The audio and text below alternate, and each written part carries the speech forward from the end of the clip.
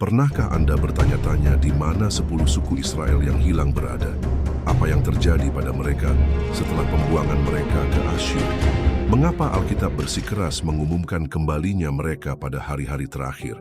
Dan bahkan lebih dari itu, apa hubungan antara misteri kuno ini dengan peristiwa-peristiwa yang kita alami saat ini di jalan-jalan, di pemerintahan, di negara-negara, dalam peperangan dan dalam tanda-tanda langit? Ada kebenaran tersembunyi, rahasia kuno yang disegel dalam kitab suci, yang sekarang mulai disingkapkan di hadapan generasi terakhir. Apa yang oleh banyak orang disebut sebagai keingintahuan historis, oleh Tuhan disebut sebagai tanda kenabian, dan tanda ini terus berdetak pada jam kenabian yang maha tinggi.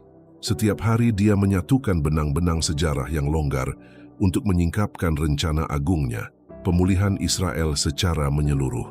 Sejak zaman Nabi Hosea, ketika kerajaan utara diberikan kepada Asyur dan 10 suku menghilang dari catatan suci, pertanyaan itu terus menghantui umat Allah. Apakah mereka hilang selamanya? Namun, yang kekal, yang mengetahui akhir dari awal, tidak pernah kehilangan jejak anak-anaknya. Apa yang tersembunyi dari manusia tetap jelas di mata Tuhan. Dalam kitab 2 Raja-Raja bab 17 ayat 6 tertulis, pada tahun ke-9 pemerintahan Hosea, Raja Asyur merebut Samaria, lalu mengangkut orang Israel sebagai tawanan ke Asyur dan menyuruh mereka menetap di Halah di tepi sungai Habor, yakni sungai negeri Gozan dan di kota-kota orang Media. Sejak saat itu ke-10 suku itu dikenal sebagai 10 suku Israel yang hilang. Hilang, ya, tetapi hanya dari sudut pandang manusia, karena Tuhan tidak pernah kehilangan miliknya sendiri. Janji pemulihan tidak terbatas pada Yehuda. Rencana ilahi meliputi semua suku, semua orang, seluruh kaum Israel. Dalam Yeremia pasal 30 ayat 3 dinyatakan dengan kejelasan nubuatan. Sebab sesungguhnya waktunya akan datang, demikianlah firman Tuhan, bahwa aku akan memulihkan keadaan umatku Israel dan Yehuda. Demikianlah firman Tuhan, aku akan membawa mereka kembali ke tanah yang telah kuberikan kepada nenek moyang mereka, dan mereka akan memilikinya. Lihatlah Israel dan Yehuda. Nubuat ini bukan hanya ditujukan kepada orang-orang Yahudi yang kembali ke tanah itu pada tahun 1948. Ini adalah panggilan surgawi kepada semua anak-anak yang tercerai-berai, semua pewaris janji yang dibuat kepada Abraham, Ishak, dan Yakub. Dan sekarang, saat surga mengumumkan bahwa waktunya telah tiba, tanda-tanda muncul di ujung bumi, di suku-suku yang terlupakan, di masyarakat kuno, dalam bahasa-bahasa yang masih menyimpan gema Sion, seolah-olah sebuah suara yang telah terdiam selama ribuan tahun bergema lagi. Kembalilah, waktunya telah tiba. Tetaplah bersama kami, karena wahyu yang akan datang dapat mengubah cara pandang Anda terhadap rencana penebusan. Ini bukan sekadar pesan biasa. Ini adalah panggilan ilahi untuk memahami zaman. Dan waktunya adalah sekarang. Untuk memahami misteri hilangnya 10 suku, kita perlu kembali ke akar perpecahan Israel. Setelah kematian Raja Solomon, kerajaan bersatu itu terbagi menjadi 2. Kerajaan Selatan, Yehuda, tetap bersama suku Yehuda dan Benyamin, dengan Yerusalem sebagai ibu kotanya. Kerajaan Utara, yang disebut Israel, terdiri dari 10 suku yang tersisa: Ruben, Simeon, Dan, Naftali, Gad, Asyer, Issakhar, Zebulon, Efraim, dan Manasye, dan mendirikan ibu kotanya di Samaria. Perpecahan ini memiliki konsekuensi yang mendalam. 10 suku di utara segera meninggalkan ibadat sejati, mendirikan mezbah penyembahan berhala, dan menolak para nabi yang diutus oleh Tuhan. Karena itu, penghakiman pun datang. Asyur, kekaisaran yang dominan saat itu, digunakan sebagai instrumen disiplin ilahi. Dalam kitab 2 Raja-Raja bab 17 ayat 5 dan 6 dicatat, lalu Raja Asyur maju ke seluruh negeri itu, lalu datang ke Samaria dan mengepungnya selama 3 tahun. Pada tahun ke-9 pemerintahan Hosea, Raja Asyur merebut Samaria dan mengangkut orang Israel sebagai tawanan ke Asyur. Mereka ditampung di Halah, di tepi sungai Habor, sungai Gozan, dan di kota-kota orang Media. Dengan demikian, ke-10 suku itu disingkirkan dari tanah perjanjian dan disebarluaskan di antara bangsa-bangsa. Dan sejak saat itu, Mereka menghilang dari catatan langsung kitab suci. Namun, apa yang tidak dilihat manusia, Allah tahu. Dan apa yang hilang dari pandangan manusia, Allah berjanji untuk memulihkannya. Tidak ada satupun janji ilahi yang gagal, dan hal itu tidak akan berbeda dengan kaum Israel. Nabi Hosea yang diutus khusus ke kerajaan utara menyampaikan kata-kata kasar tetapi juga pesan-pesan harapan. Dalam Hosea pasal 1 ayat 9-11 tertulis, "Dan Allah berfirman, namailah dia Lo-Ammi, sebab kamu bukanlah umatku, dan aku tidak akan menjadi Allahmu." Namun jumlah anak-anak Israel akan seperti pasir di laut yang tidak dapat ditakar dan dihitung. Dan akan terjadilah bahwa di tempat yang dikatakan kepada mereka, "Kamu bukanlah umatku," di sana akan dikatakan kepada mereka, "Kamu adalah anak-anak Allah yang hidup." Dan anak-anak Yehuda dan anak-anak Israel akan berkumpul bersama dan mengangkat satu pemimpin bagi diri mereka sendiri dan akan berangkat keluar dari negeri itu, karena hari Yizril akan menjadi besar. Pahamilah, bahkan dalam penghakiman Allah sudah mengumumkan kedatangannya kembali. Kamu bukanlah umatku akan berubah pada waktunya menjadi anak-anak Allah yang hidup. Dan lebih dari itu, Yehuda dan Israel bersama-sama, sekali lagi, sebagai satu bangsa, satu kepala, satu perjanjian. Rencana Allah ini melampaui waktu. Dia tidak bekerja dengan improvisasi. Bahkan ketika suku-suku itu tersebar, Tuhan telah menentukan penyatuan kembali mereka. Hal ini ditegaskan dalam Amos pasal 9 ayat 9. "Sebab sesungguhnya, aku memberi perintah dan akan menampi kaum Israel di antara segala bangsa seperti orang menampi ayak, tetapi satu biji pun tidak akan jatuh ke tanah." Israel tercerai-berai, tetapi tidak hilang. Setiap suku, setiap garis keturunan, setiap orang yang tersentuh oleh warisan ini memiliki meterai kenabian di dalamnya. Allah mengenal anak-anaknya, bahkan ketika mereka bercampur dengan orang-orang bukan Yahudi, bahkan ketika tradisi mereka tampaknya terlupakan.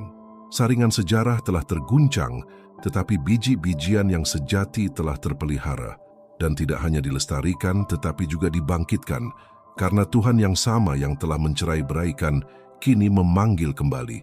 Ia menghembuskan nafas pada tulang-tulang kering, memulihkan identitas, mengangkat panji-panji penyatuan kembali.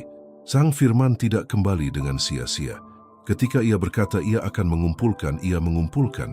Ketika ia berkata ia akan memulihkan, ia memulihkan. Dalam Yehezkiel pasal 22 ayat 15, Tuhan menyatakan, "Dan aku akan mencerai-beraikan kamu di antara bangsa-bangsa dan menyebarkan kamu ke seluruh negeri, dan aku akan mengakhiri kenajisanmu." Penyebaran itu memiliki tujuan, pemurnian, transformasi. Sehingga pada akhir zaman, Israel yang ditebus dilahirkan kembali dan dimurnikan akan bangkit dari bangsa-bangsa dengan hati yang diperbarui bagi Tuhan mereka. Kisah 10 suku bukan sekadar episode dari masa lalu. Kisah ini adalah teka-teki kenabian yang terungkap di masa kini. Tuhan yang membangkitkan Yusuf dari Mesir, yang menyelamatkan Musa di dalam air, yang menopang Elia di padang gurun, adalah Tuhan yang sama yang saat ini sedang membangkitkan keturunan suku-suku yang hilang di tempat-tempat yang tidak terduga. Seperti panggilan yang bergema dalam mimpi, wahyu, penelitian, dan bahkan bukti genetik. Entah mereka sadar atau tidak tentang warisan mereka, rencana yang maha tinggi tidak akan gagal. Ia akan mengumpulkan mereka dari setiap sudut, dan tidak ada satu suku pun yang akan tertinggal. Sebab Tuhan telah bersumpah demi dirinya sendiri. Seperti yang tertulis dalam Yeremia pasal 31 ayat 10. "Dengarlah firman Tuhan, hai bangsa-bangsa, dan sampaikanlah di pulau-pulau yang jauh dan katakanlah, Dia yang telah mencerai-beraikan Israel akan mengumpulkan dia dan menjaganya, seperti seorang gembala menjaga kawanan ternaknya. Apa yang tampaknya hilang sedang ditemukan, apa yang tersembunyi sedang disingkapkan, dan trompet yang dibunyikan di antara bangsa-bangsa bukan hanya untuk mengumumkan perang, tetapi untuk mengumumkan pengumpulan terakhir. Pekerjaan pemulihan telah dimulai. Dari semua penglihatan nubuatan di Perjanjian Lama, hanya sedikit yang sekaya dan syarat dengan makna eskatologis seperti yang diberikan kepada Nabi Yehezkiel di pasal 37. Penglihatan ini tidak hanya mengungkapkan rencana Allah untuk pemulihan Israel, tetapi juga menetapkan pola untuk akhir zaman. persatuan di antara suku-suku yang tersebar, dan penataan ulang satu bangsa di bawah satu raja. Dalam pasal 37, Yehezkiel pertama-tama mendapat penglihatan terkenal tentang lembah tulang-tulang kering, tempat roh Allah menghembuskan kehidupan ke dalam apa yang telah mati. Namun tepat setelah penglihatan ini, dalam ayat 16 hingga 22, kita menerima salah satu pernyataan paling jelas tentang maksud Allah untuk menyatukan kembali Yehuda dan Israel menjadi satu bangsa. Sekarang, hai anak manusia, ambillah sepotong kayu dan tulislah di atasnya, bagi Yehuda dan bagi orang Israel teman-temannya. Lalu ambillah sepotong kayu lain dan tulislah di atasnya, bagi Yusuf, tongkat Efraim, dan bagi seluruh kaum Israel teman-temannya. Lalu gabungkanlah semuanya, sehingga semuanya menjadi satu di tanganmu. Dan apabila umatmu berkata kepadamu, "Tidakkah engkau akan memberitahu kami apa arti semua ini?" Maka katakanlah kepada mereka, "Beginilah firman Tuhan Allah. Lihatlah, aku akan mengambil kayu Yusuf yang ada di tangan Efraim dan suku-suku Israel, teman-temannya, dan aku akan menggabungkannya dengan kayu Yehuda, dan aku akan membuat mereka menjadi satu kesatuan di tanganku. Dan kayu-kayu yang telah kau tulisi itu akan ada di tanganmu di depan mata mereka. Dan katakanlah kepada mereka, beginilah firman Tuhan Allah, lihatlah, aku akan mengambil kayu Yusuf yang ada di tangan Efraim dan suku-suku Israel, teman-temannya, dan aku akan menggabungkannya dengan kayu Yehuda, dan aku akan membuat mereka menjadi satu kesatuan di tanganku.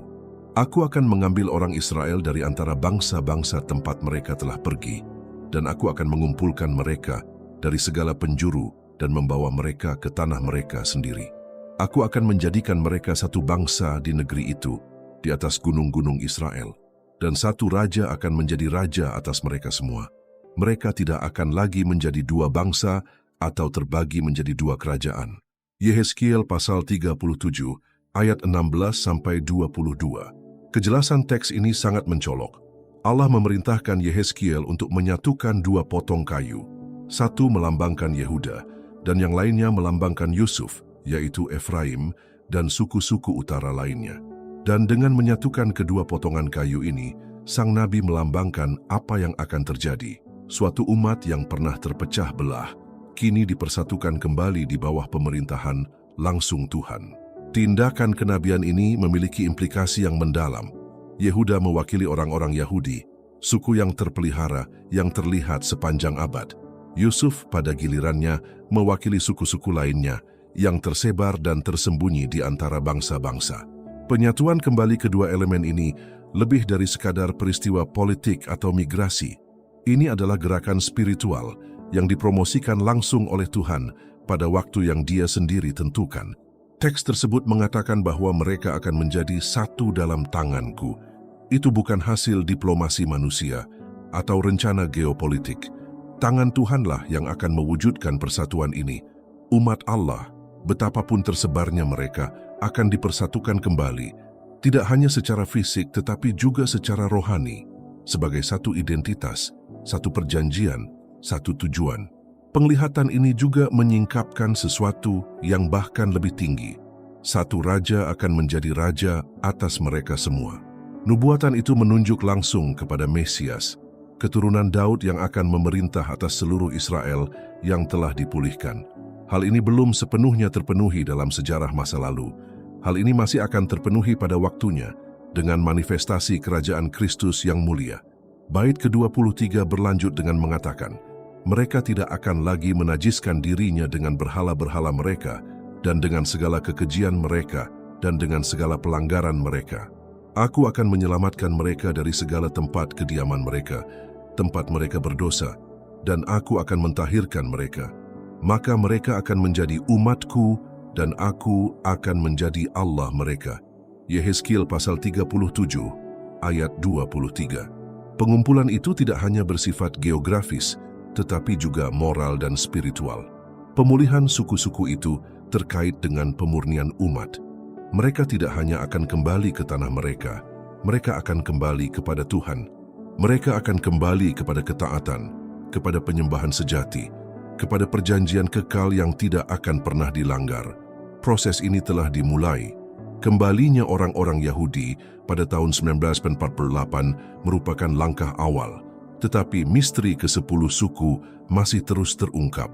Dan kitab suci memberitahu kita bahwa proses ini akan mencapai puncaknya pada saat kembalinya Sang Mesias, Raja seluruh bumi, yang akan memerintah dengan kebenaran dan mendirikan kerajaan yang tidak akan pernah hancur. Oleh karena itu, nubuat ini merupakan tanda bagi generasi ini. Apa yang tampaknya terlupakan sedang dipulihkan.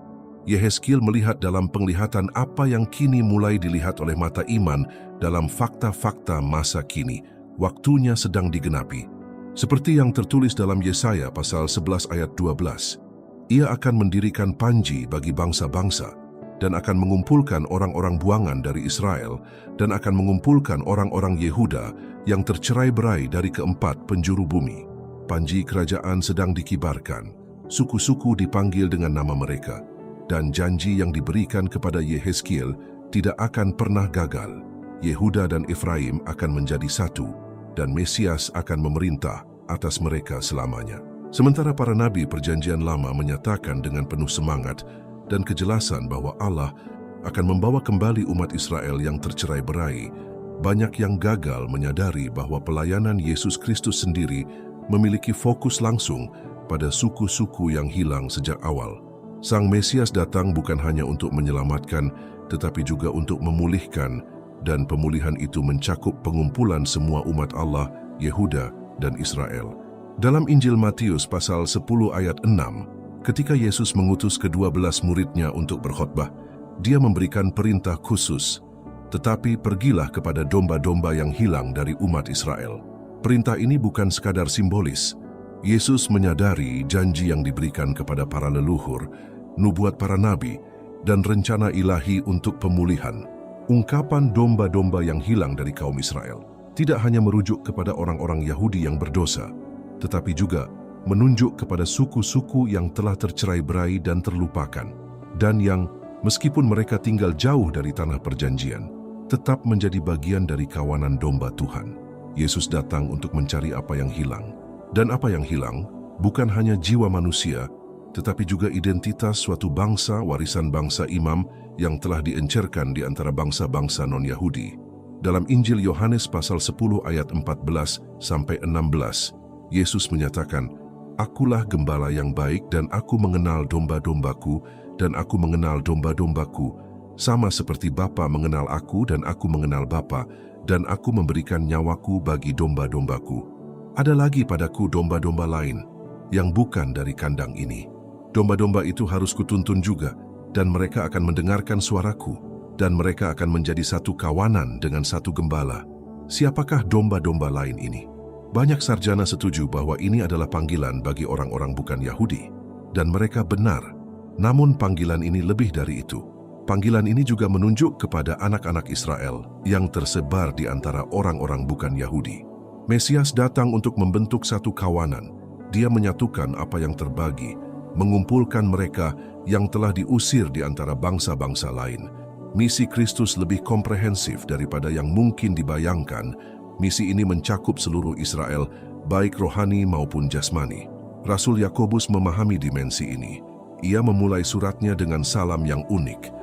Dalam Yakobus pasal 1 ayat 1, ia menulis, "Yakobus, hamba Allah dan Tuhan Yesus Kristus, kepada kedua belas suku di perantauan, salam." Perhatikan baik-baik, ia berbicara kepada 12 suku, bukan 2 suku. Ini adalah bukti yang jelas bahwa para rasul menyadari keberadaan dan relevansi kenabian suku-suku yang hilang. Mereka tahu bahwa mereka masih berada di antara bangsa-bangsa dan bahwa pada suatu saat Tuhan akan memanggil mereka kembali. Dan gereja akan memainkan peran mendasar dalam proses ini. Rasul Paulus juga menjelaskan misteri ini. Dalam Roma pasal 11 ayat 17-25, ia menjelaskan hubungan antara orang-orang kafir yang percaya dan pohon zaitun Israel. Dan apabila beberapa cabang telah dipatahkan dan kamu sebagai pohon zaitun liar telah dicangkokkan di antaranya dan turut mendapat bagian dalam akar dan getah pohon zaitun itu, janganlah kamu bermegah terhadap cabang-cabang itu. Dan jika kamu bermegah terhadap cabang-cabang itu, maka bukan kamu yang menopang akar itu, melainkan akar itu yang menopang kamu. maka kamu akan berkata, cabang-cabang itu telah dipatahkan, supaya aku dicangkokkan sebagai cabang. Nah, karena ketidakpercayaan mereka, mereka dipatahkan, tetapi kamu berdiri tegak karena iman.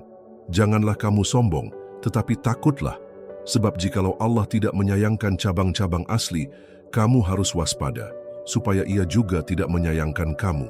Karena itu perhatikanlah kemurahan Allah dan juga kekerasannya, yaitu kekerasan atas mereka yang telah jatuh, dan atas kamu kemurahannya, yaitu jika kamu tetap dalam kemurahannya. Jika tidak, kamu pun akan dipotong juga, dan mereka juga akan dicangkokkan kembali jika mereka tidak tetap dalam ketidakpercayaan mereka, sebab Allah berkuasa untuk mencangkokkan mereka kembali. Sebab jikalau kamu tidak tetap dalam ketidakpercayaanmu, kamu telah dipotong dari pohon zaitun liar, dan bertentangan dengan keadaanmu itu, kamu telah dicangkokkan pada pohon zaitun yang baik. Betapa lebih lagi mereka ini, yang merupakan cabang-cabang asli, akan dicangkokkan pada pohon zaitun mereka sendiri? Sebab, saudara-saudara, aku tidak mau supaya kamu tidak mengetahui rahasia ini, supaya kamu jangan menganggap dirimu pandai. Sebagian dari Israel telah menjadi tegar sampai jumlah yang penuh dari bangsa-bangsa lain telah masuk. Gambarannya sangat dalam. Orang-orang bukan Yahudi telah dicangkokkan, tetapi cabang-cabang alamiah, Israel, akan dipulihkan pada pohon zaitun mereka. Ini bukan masalah penggantian, tetapi pengumpulan, kepenuhan orang-orang bukan Yahudi yang disebutkan oleh Paulus secara langsung terkait dengan penebusan akhir seluruh Israel. Gereja tidak menggantikan Israel, gereja berpartisipasi dalam pemulihan Israel. Dan dalam kitab Kisah Para Rasul pasal 1 ayat 6, tepat sebelum Yesus naik ke surga, para pengikutnya masih bertanya. Maka ketika mereka berkumpul, mereka bertanya kepadanya, kata mereka, Tuhan, maukah Engkau pada masa ini memulihkan kerajaan bagi Israel? Mereka masih menunggu penggenapan penuh dari janji-janji itu. Jawaban Yesus bukanlah tidak, tetapi belum saatnya. Lalu Ia berkata kepada mereka, bukan urusanmu untuk mengetahui masa dan waktu yang ditetapkan Bapa sendiri menurut kuasanya. Kisah Para Rasul pasal 1 ayat 7. Kerajaan akan dipulihkan, suku-suku akan dipersatukan kembali, janji akan terpenuhi. Namun ada waktu tertentu yang ditentukan oleh Tuhan, dan waktu itu sudah dekat. Saat ini para pengikut Kristus yang tersebar di antara bangsa-bangsa, banyak di antaranya yang tanpa disadari merupakan keturunan dari suku-suku Israel, sedang dibangunkan. Roh Kudus sedang berhembus pada tulang-tulang yang kering. Panggilan itu bergema, kembalilah hai anak-anak Yakub. Dan ketika gereja memahami identitas kenabiannya dan memposisikan dirinya sebagai rekan kerja dalam rencana kekal, ia menjadi bagian dari jembatan yang menghubungkan kembali surga dengan bumi dan Israel dengan Tuhannya. Sementara banyak orang memandang peta politik Israel saat ini sebagai satu-satunya tanda penggenapan nubuat, ada sesuatu yang lebih dalam yang terjadi dalam bayang-bayang sejarah di pinggiran negara-negara, jauh dari mata media dan analisis geopolitik. Apa yang tampak seperti mitos atau keingintahuan arkeologis sekarang mengungkapkan dirinya sebagai bukti nyata dari tindakan Tuhan. Komunitas, etnis, dan kelompok budaya di berbagai belahan dunia mengungkapkan diri mereka dengan kejelasan yang menakjubkan sebagai keturunan suku-suku Israel kuno. Tuhan berjanji untuk mengumpulkan kembali umatnya. Dan bagaimana Dia bisa melakukan ini jika bukan dengan membangkitkan ingatan spiritual dan leluhur dari suku-suku yang tersebar itu? Para ahli menyebut ini sebagai kebangkitan suku-suku, tetapi para nabi telah membicarakannya jauh sebelumnya. Dalam Yesaya pasal 11 ayat 12 tertulis, Ia akan mendirikan panji bagi bangsa-bangsa dan akan mengumpulkan orang-orang buangan dari Israel dan akan mengumpulkan orang-orang Yehuda yang tercerai-berai dari keempat penjuru bumi. Ini bukanlah kepulangan yang terpadu dan segera, tetapi kebangkitan yang progresif, yang dilakukan di antara bangsa-bangsa, satu demi satu, orang demi orang. Firman itu jelas, keempat ujung bumi. Dengan kata lain, penyebaran itu bersifat global, dan demikian pula kepulangan itu.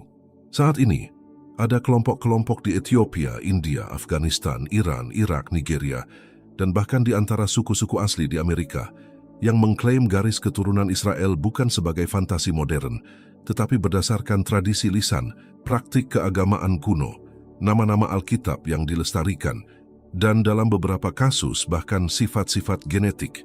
Di antara yang paling terkenal adalah suku Bene Israel di India, sebuah kelompok yang mengaku sebagai keturunan suku Zebulon. Mereka telah melestarikan adat istiadat Yahudi selama lebih dari 2000 tahun, meskipun mereka terisolasi dari komunitas Yahudi lainnya di seluruh dunia.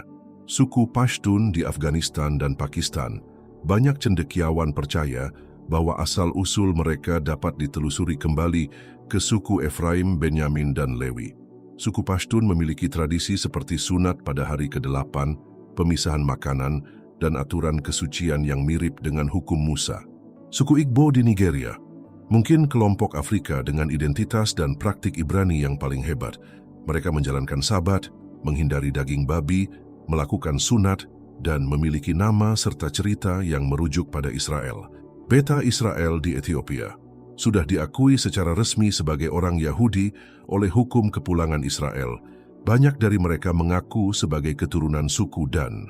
Tradisi mereka, bahkan yang terisolasi sepenuhnya selama berabad-abad, telah melestarikan hakikat Taurat. Suku-suku asli di Amerika, seperti suku Inca, Aztec, Mapuche, dan beberapa kelompok di Amerika Utara, memiliki kesamaan yang menarik dalam kisah asal-usul, ritual kesucian, dan praktik spiritual mereka. Bahkan ada teori yang menghubungkan beberapa suku ini dengan keberadaan bangsa Fenisia dan Israel kuno di benua Amerika. Dalam Yeremia pasal 31 ayat 8, Allah menegaskan kembali janji ini. Lihatlah, aku akan membawa mereka dari tanah utara dan mengumpulkan mereka dari ujung-ujung bumi. Di antara mereka akan ada orang buta dan orang lumpuh, perempuan hamil, dan perempuan yang melahirkan bersama-sama. Suatu kumpulan besar orang akan kembali ke sini. Kedatangan kembali yang dinubuatkan bersifat fisik, spiritual, dan kolektif. Kedatangan kembali ini mencakup mereka yang lemah, mereka yang terlupakan, mereka yang terpinggirkan. Tuhan memanggil kembali bukan hanya mereka yang berkuasa, tetapi semua anak-anaknya, bahkan mereka yang tersembunyi di pinggiran sejarah. Dan untuk menegaskannya, dalam Ulangan pasal 30 ayat 3 dan 4 tertulis, "Maka Tuhan Allahmu akan membawa engkau kembali dari pembuanganmu dan akan menyayangi engkau, dan akan mengumpulkan engkau kembali dari segala bangsa kemana Tuhan Allahmu telah mencerai-beraikan engkau. Sekalipun orang-orang buanganmu sampai ke ujung langit, dari sanalah Tuhan Allahmu akan mengumpulkan engkau, dan dari sanalah Ia akan membawa engkau kembali." Bahkan di ujung langit yang terjauh, ini adalah bahasa Tuhan yang melihat segalanya dan menjangkau segalanya. Tidak ada batasan geografis bagi kesetiaannya. Dia tahu di mana keturunan suku-suku yang hilang berada. Dia telah menandai hati yang haus akannya, membangkitkan kenangan yang terpendam, menyingkapkan nubuat-nubuat yang tampaknya tertutup rapat.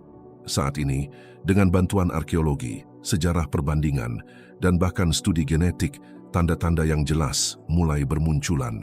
Namun yang lebih penting daripada genetik adalah panggilan rohani. Tuhan tidak hanya mengumpulkan umat berdasarkan garis keturunan fisik, tetapi juga hati. Dan bagi mereka yang mendengar panggilan itu, dimanapun mereka berada, Roh Tuhan menarik mereka kembali ke dalam perjanjian kekal. Seperti yang tertulis di dalam Zakharia bab 10 ayat 9, "Aku akan bersiul memanggil mereka dan mengumpulkan mereka, sebab aku telah menebus mereka, sehingga mereka akan bertambah banyak, seperti mereka telah bertambah banyak." Peluit ini adalah panggilan surgawi. Tuhan bersiul di antara bangsa-bangsa dan umatnya mendengarkan. Mereka bangkit dengan rasa haus akan firman, rasa lapar akan kebenaran, kerinduan akan Allah Israel. Mereka kembali perlahan tapi pasti, karena firman tidak berdusta. Rencana yang maha tinggi jelas, suku-suku itu tidak hilang darinya. Mereka hanya tercerai-berai, dipelihara untuk masa nubuatan ini. Dan, seperti batu-batu hidup, mereka dikumpulkan bersama untuk membentuk tubuh yang akan menerima Mesias dalam kemuliaannya. Pengumpulan 10 suku Israel yang hilang bukanlah peristiwa yang berdiri sendiri dalam sejarah. Ini adalah gerakan profetik yang mendahului manifestasi terbesar dari semuanya. pewahyuan Mesias sebagai raja yang berdaulat atas seluruh bumi. Kembalinya suku-suku itu tidak hanya mengesahkan janji-janji perjanjian lama, tetapi juga menyiapkan panggung bagi kerajaan Allah dalam kepenuhannya. Kita sedang menyaksikan penyesuaian terakhir terhadap jam eskatologis surga. Sejak awal kitab suci, kedatangan kerajaan itu disajikan sebagai klimaks dari rencana Allah. Namun kerajaan ini tidak didirikan secara sembarangan. Kerajaan ini memiliki dasar, struktur, dan struktur itu mencakup pemulihan Israel secara menyeluruh, bukan hanya Yehuda, tetapi semua 12 suku. Ini adalah bagian dari rencana kekal Allah yang Ia janjikan untuk digenapi dan yang sekarang mulai terungkap di depan mata kita. Dalam kitab Wahyu pasal 7 ayat 4-8, Yohanes mendapat penglihatan yang mengejutkan. Dan aku mendengar jumlah mereka yang dimeteraikan, dan yang dimeteraikan adalah 144.000 dari semua suku Bani Israel.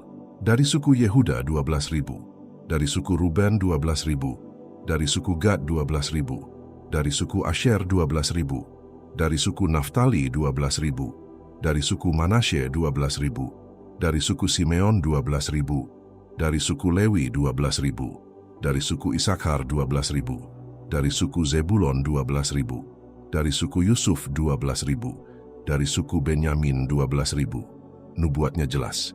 Setiap suku diingat, nama demi nama. Bahkan mereka yang dikatakan manusia hilang, surga tahu dan mengakuinya. Ini menunjukkan bahwa di akhir zaman, suku-suku ini akan dipersatukan kembali, diorganisasikan, dimeteraikan, dan siap untuk hari besar Tuhan. Mereka tidak terhapus dari sejarah, mereka telah dilestarikan untuk kemuliaan. Dan pertemuan ini bukanlah masalah simbolis atau alegoris, ini adalah masalah literal, spiritual, dan eskatologis. Yesus sendiri berkata, dalam Matius pasal 19 ayat 28, kata Yesus kepada mereka, "Aku berkata kepadamu, sesungguhnya kamu yang telah mengikuti aku, pada waktu Anak Manusia duduk di takhta kemuliaannya, kamu juga akan duduk di atas 12 takhta untuk menghakimi ke-12 suku Israel. Kerajaan Mesias akan didirikan atas dasar seluruh Israel. Setiap suku akan memiliki bagian, fungsi, dan tempatnya dalam pemerintahan Kristus." Ini bukan sekadar pemerintahan surgawi yang bersifat etereal. Ini adalah kerajaan yang nyata dan konkret yang akan mewujudkan surga di bumi. Dan agar ini terjadi, umat harus berkumpul bersama. Nabi Zakaria juga berbicara tentang hal ini. Dalam Zakaria bab 8 ayat 7 dan 8 tertulis, "Beginilah firman Tuhan semesta alam, sesungguhnya aku akan menyelamatkan umatku dari tanah sebelah timur dan dari tanah sebelah barat. Aku akan membawa mereka kembali sehingga mereka akan diam di tengah-tengah Yerusalem. Mereka akan menjadi umatku dan aku akan menjadi Allah mereka dalam kesetiaan dan kebenaran." Pengumpulan suku-suku adalah masalah perjanjian, identitas, dan kehormatan ilahi. Tuhan bersumpah demi dirinya sendiri, dan Dia memenuhinya. Penyatuan kembali suku-suku adalah fondasi yang di atasnya kerajaan akan didirikan. Tidak akan ada kerajaan tanpa suatu umat, dan tidak akan ada umat yang lengkap tanpa Yehuda dan Israel. Paulus yang diilhami oleh Roh Kudus mengungkapkan misteri ini dengan jelas dalam Roma pasal 11 ayat 26. Dengan demikian seluruh Israel akan diselamatkan, seperti ada tertulis, "Dari Sion akan datang juru selamat, ia akan menyingkirkan segala kefasikan daripada Yakub." Seluruh Israel bukan sebagian, bukan separuh, semuanya, Yehuda, Benyamin, Lewi, Efraim, Isakar, Naftali, Dan semua yang lainnya. Kerajaan Mesianik akan menjadi pemulihan yang lengkap dan sempurna, tanpa celah. Sang mempelai wanita akan dihiasi dengan setiap batu permata. Pohon zaitun akan lengkap dengan cabang-cabang alami yang dicangkokkan kembali. Inilah saatnya untuk mengenali tanda-tandanya. Dunia sedang kacau, bangsa-bangsa bersekongkol, perang, wabah penyakit, bencana, pergolakan finansial, dan moral. Namun sementara semua ini terjadi, sebuah pekerjaan yang sunyi dan mulia sedang berlangsung. Tuhan sedang mengumpulkan anak-anaknya. Suku-suku sedang dipersatukan kembali, identitas sedang dipulihkan, kerajaan sedang dipersiapkan. Dalam Yesaya pasal 66 ayat 20, Tuhan mengumumkan sesuatu yang besar. dan mereka akan membawa semua saudaramu dari segala bangsa sebagai persembahan bagi Tuhan di atas kuda, kereta, usungan, bagal dan unta, ke gunungku yang kudus, Yerusalem firman Tuhan, seperti orang Israel membawa persembahan mereka dalam bejana yang tahir ke rumah Tuhan. Ini adalah gambaran profetik tentang orang-orang yang kembali, dengan kehormatan, dengan persembahan, dengan tujuan. Bukan hanya para migran, tetapi anak-anak yang kembali ke rumah. Pria dan wanita terbangun, menyadari panggilan mereka, memulihkan penyembahan, menunggu Sang Raja. Mereka yang mendengar pesan ini hari ini tidak dapat bersikap acuh tak acuh. Kembalinya suku-suku bukan sekadar topik Alkitab. Ini adalah panggilan untuk waspada, undangan untuk kekudusan, peringatan bagi mereka yang tidur. Karena bersama suku-suku datanglah Sang Raja, dan bersama Sang Raja datanglah kerajaan. Dan bersama kerajaan datanglah penghakiman. Seperti yang Yesus katakan dalam Lukas pasal 21 ayat 28. Sekarang ketika semuanya itu mulai terjadi, bangkitlah dan angkatlah mukamu, sebab penyelamatanmu sudah dekat. Angkatlah matamu, bukalah telingamu. Sang Raja sudah di ambang pintu, dan Dia akan datang untuk memerintah atas umat yang telah dipulihkan, atas suku-suku yang telah bersatu kembali, atas bangsa yang kudus. Trompet sedang dibunyikan. Kita telah mencapai akhir dari perjalanan ini, tetapi apa yang telah diungkapkan di sini hanyalah awal dari apa yang sedang Tuhan capai di zaman kita. Kembalinya 10 suku Israel bukanlah spekulasi, juga bukan dongeng agama, itu adalah nubuat yang terus berlanjut. Itu adalah suara panggilan Tuhan yang bergema ke 4 penjuru bumi, membangkitkan identitas yang terpendam, menyalakan kembali perjanjian kekal, dan menyiapkan panggung untuk wahyu terbesar dalam sejarah, kedatangan kembali Raja segala Raja yang mulia. Selama berabad-abad suku-suku ini tampak tersesat, namun Tuhan tidak pernah melupakan mereka. Setiap suku tercatat dalam ingatannya, ditandai oleh kasih-Nya, dan dipanggil oleh firman-Nya. Dia mengumpulkan hati yang tercerai-berai dan memurnikan, mencangkokkan cabang-cabang lagi. Karena kerajaan tidak akan datang dalam keadaan tidak lengkap. Seluruh Israel akan dipulihkan, dan bersama mereka, sang pengantin perempuan akan dihiasi untuk bertemu dengan sang mempelai pria. Mereka yang mendengar pesan ini hari ini dipanggil untuk lebih dari sekadar rasa ingin tahu historis. Mereka dipanggil untuk peperangan rohani, untuk kewaspadaan profetik, untuk kekudusan yang mendahului manifestasi Mesias. Dunia mungkin mencemooh, para skeptis mungkin menyangkal, tetapi kitab suci tidak berbohong. Tuhan sedang mengumpulkan umat-Nya. Dan ketika suku-suku berkumpul, Sang Raja datang. Waspadalah, berdoalah tanpa henti, telusurilah kitab suci, carilah tanda-tandanya, karena Tuhan yang sama yang mengumumkannya sedang menggenapinya. Dan ketika Kristus turun ke Bukit Zaitun, Dia tidak akan datang secara kebetulan. Dia akan datang untuk memerintah atas umat yang telah dipulihkan, atas rumah yang bersatu, atas bangsa yang kudus yang telah dipersiapkan untuk menerima kemuliaan. Suku-suku itu kembali, dan bersama mereka datanglah kerajaan. Amin.